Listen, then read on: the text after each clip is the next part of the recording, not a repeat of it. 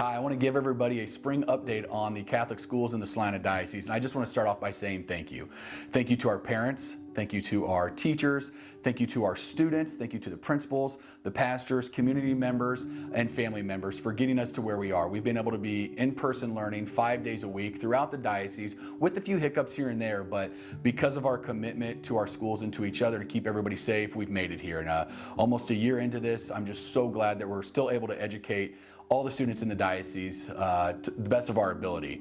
I want to give you a few updates of things we got coming here after spring break. We've got state assessments at elementary school, middle school, and high school starting up in April. So be talking with your schools and your students about state assessments. Make sure our kids are getting a good night's rest before those as you start to get them prepped before it and kind of get them pumped up for the test. We want them to do their best, and obviously our students tend to do pretty well on these tests, but I think the more support that we have from home in the classroom and we talk about it and just get the kids excited about it. We don't have to put any pressure on them, but get them excited and pumped up to take those state assessments. Those will be starting in April and they go until early May. Some other things I'm looking forward to this spring is an increase in STEAM activities. So maybe a chance to get outside and do more stuff with engineering or science or the arts. Whatever it is, we want to increase our students' opportunities for labs or to get outside and do some more of these activities in the classroom. We're also having a chance to talk to our 7th graders through 12th graders about individual plans of study, so also known as IPS. Every student in our diocese, when they graduate school, will have an individual plan of study. Most of our schools are working with a new program called Zello, X-E-L-L-O, and we have some using Career Cruising, which will soon become Zello as well. But this system is a chance for every kid to take a skills assessment, a strengths finder, and find out what skill or profession best fits them. And it can change, maybe when I was a 7th grader, I thought I was going to be in the NBA. By the time I was an 11th grader, I probably knew, teaching was more of my calling. So we know these students' strengths will change as they age, but we want to make sure we're doing everything we can to set them up for success after they leave our schools. And this can only be done through a partnership with the student, the parents, the counselors, and the teachers and the principals. So please ask your students about Zello and their interest in an individual plan of study.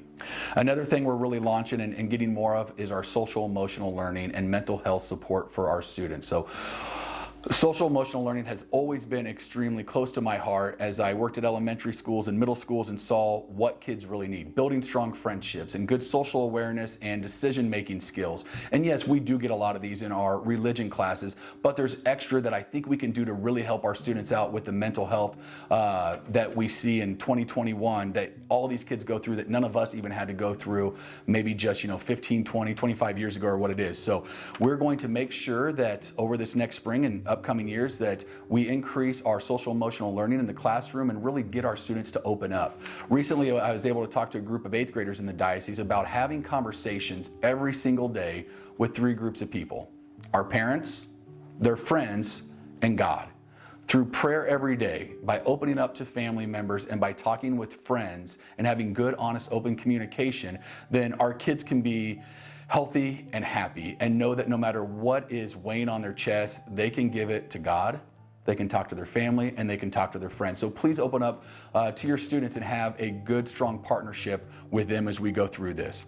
I'm extremely happy to look forward to the return of field trips this spring in a lot of our schools, the return of more activities, some outdoor sports where maybe we can be amongst each other again, prom getting underway and maybe outside dates coming in, and then graduations being planned. So it's an exciting time, although we're kind of right there on that edge. We're getting closer and closer, and stay with us, just keep persevering because we are almost there. So a few things that I want to let you know. Next week, March 18th at 7 p.m., Bishop Vinke is going to sit down with Chris Stefanik live on Facebook with Real Life Catholic and talk about the search. It's through form.org. So if you haven't already, you can sign up for free through your parish on form.org and watch the search in small groups. And we watch it here as a staff of the Chancery, and it's extremely impactful. It will change. If you watch it with your family or a group of friends, be sure to check that out. You can watch that live video on Facebook or reallifecatholic.com. And while you're at it, be sure to check out our new website that was updated this last fall at salinadiocese.org. You can check out all the different departments that we have, and be sure to click on